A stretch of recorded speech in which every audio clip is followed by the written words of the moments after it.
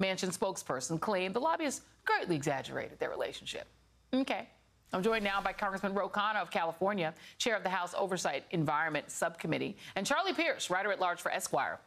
And Congressman Khanna, I want to start with you first. Let me play for you the a piece of the Greenpeace undercover video. Take a listen. Did we aggressively fight against some of the science? Yes. Did we hide our science? Absolutely not. Did we join some of these shadow groups to work against some of the early efforts? Yes, that's true. But there's nothing illegal about that.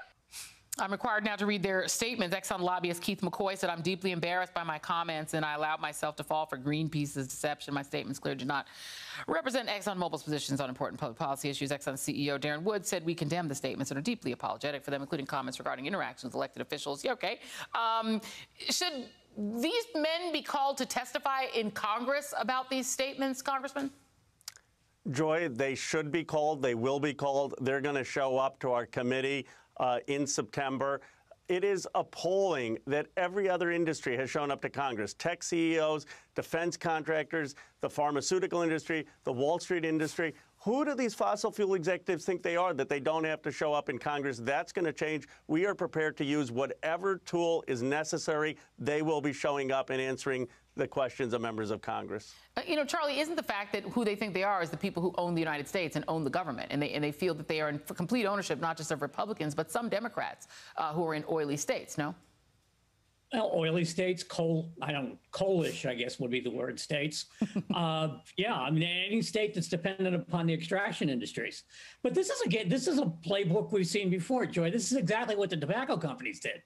Correct. They knew all along that nicotine was addictive. They just wouldn't tell anybody. Exxon, there's documented evidence that the oil companies knew exactly what carbon was doing to the atmosphere long before everybody except, I guess, Jim Hansen did. And, you know, they kept it to themselves.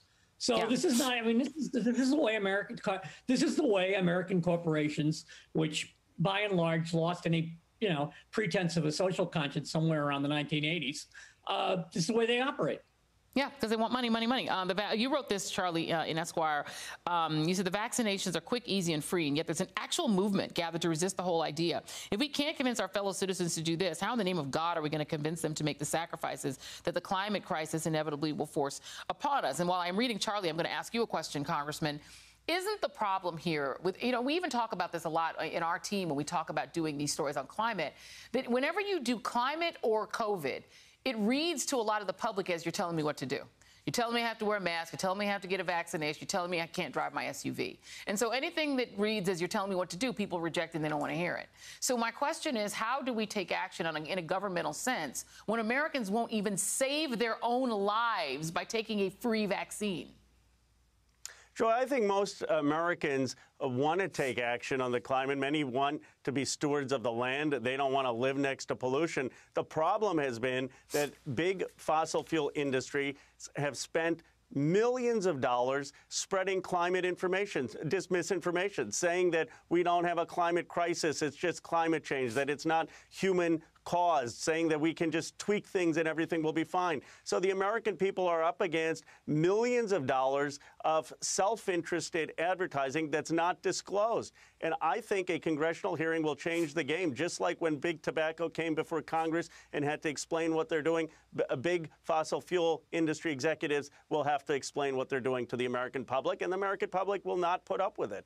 Yeah, and Charlie, you're a word guy. I mean, the reality is Democrats have to stop playing on Republicans' turf. Stop saying climate change. That's Frank Luntz's words, that he's professionally created to create disinformation. He's good at it. But why are we saying climate change? It's a climate crisis. It's a crisis. That's what, so I mean, stop talking like that. I deliberately stopped using climate change on the blog that I write when I heard about the Frank Luntz connection. I've been calling it a climate crisis. A while back, in the last book I wrote, I went to a place called Shishmaref in Alaska, which is a barrier island above the Arctic Circle. and it's going away. I mean, because the sea ice doesn't form anymore, and because basically what that place is the place where typhoons going to die. They go up the east coast of Asia, and then they go. What they used to do is they used to beat themselves to death on the sea ice, but there's no sea ice anymore. So you're getting typhoons in the Arctic, and it's eating away the permafrost, and this place is gradually disappearing. But very quickly, people there to you. know. Yeah, no, oh, absolutely. Last question to you very quick. I'm sorry, we're running out of time, but I got to get you to comment on Fox News getting into the weather business. Because to me, that's just another opportunity for them to lie and create disinformation that gets people killed and kills the planet. Your thoughts? Is that for me? That's for you, Charlie. Oh, I'm sorry. Yeah, I think this is just what we need right now. Is they're going to find some Tucker Carlson of meteorology to tell us everything's okay. Meanwhile, Chicago is having problems with Lake Michigan now. And Congressman, the last question then to you then, if you're up against a wall of disinformation that includes Rupert Murdoch putting his, gnarly fingers in the game to try to add, to his already, monstrosity of disinformation, I wonder if just as a legislator, what do you do? You're up against all of this money and power.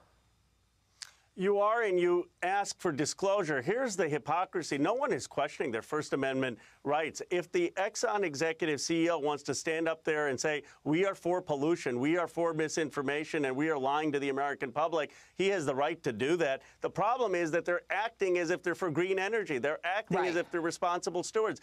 And they have had an election where they're now sustainable, people who believe in sustainability on their board of directors. I think change is coming. This is a moment we're going to hold them accountable. And they're hoping Republicans take over the entire government so that there will never be anything done about climate. And even if they kill the planet, they just want their cash. It's sad and it's wicked. Congressman Khanna and Charlie.